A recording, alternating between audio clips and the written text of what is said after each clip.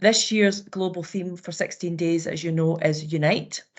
In these challenging times, we need to stand united, perhaps now more than ever, in achieving our joint ambition of tackling and eradicating violence against women and girls.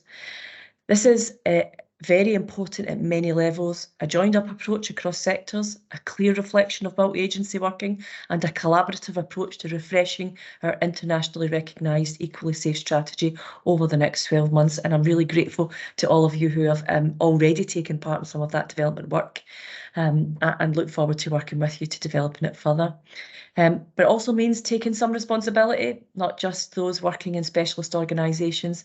Tackling women against violence against women and girls must be recognised as a priority by those working in sectors such as education, health and transport. And you'll not be surprised to hear that I speak to my colleagues across government often on these issues now. Everyone, in my opinion, has a role to play, a very important role to play in realising the Scotland that we all want to be. We need collective leadership and collaborative action. Violence against women and girls is a complex problem, as we all know, with far-reaching consequences, as we've all seen. And as we know, there are no single silver bullet in resolving this. We need a strong focus on prevention so women and girls are free to live their lives safe and secure. But until we achieve that ambition, we equally need to ensure protection and support for survivors and action against perpetrators, so women and girls can be equally safe. And it means all of us taking responsibility, not just those working in specialist organisations. As I say, we need that collective leadership in all of that. I am very greatly encouraged to see so many leaders here from a range of organisations.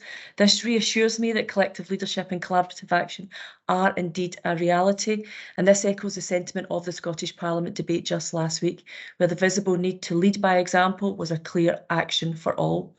We are now working in a context that's perhaps more challenging than ever, as some of today's speakers will no doubt highlight. The cost of living crisis and the aftermath of the pandemic have increased the vulnerability of victim survivors. As a result, we have seen an increase in demand for support services. We're increasingly stretched at a time when financial pressures are also mounting, not just on the people who access the services, but also those of you who deliver those services. So I'd like to take this opportunity to pay tribute to your hard work, to all of those services supporting victims and survivors and tackling violence against women and girls. So to stay on the front foot, we need to update our policies to reflect these new challenges, as well as developments in the dynamics of abuse over recent years. And here I note particularly the scourge of online abuse.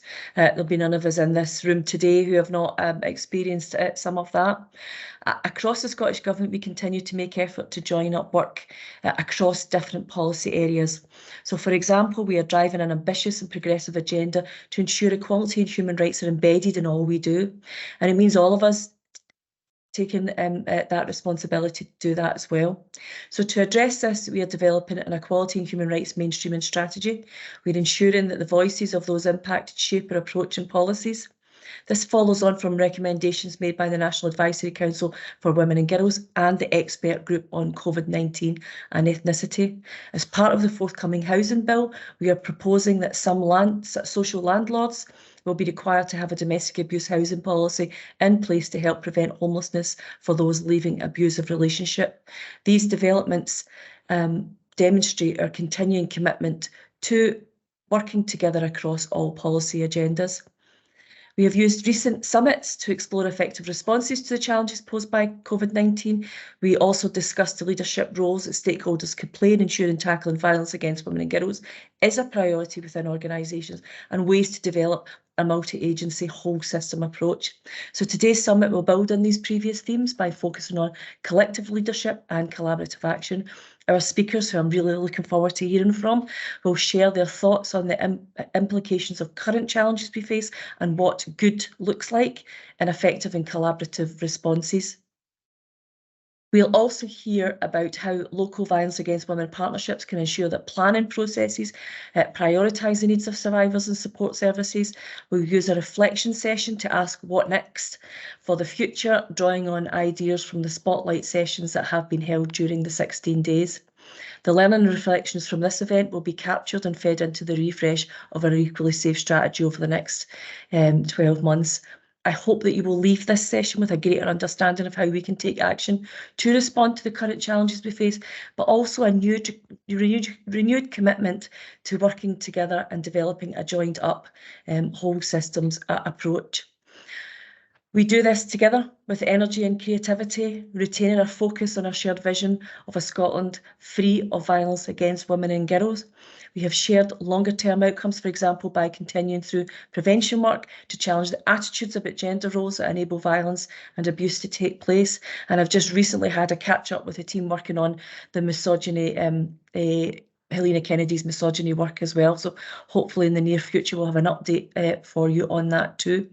But let's keep building partnerships across organisations and sectors to develop our policies and practice.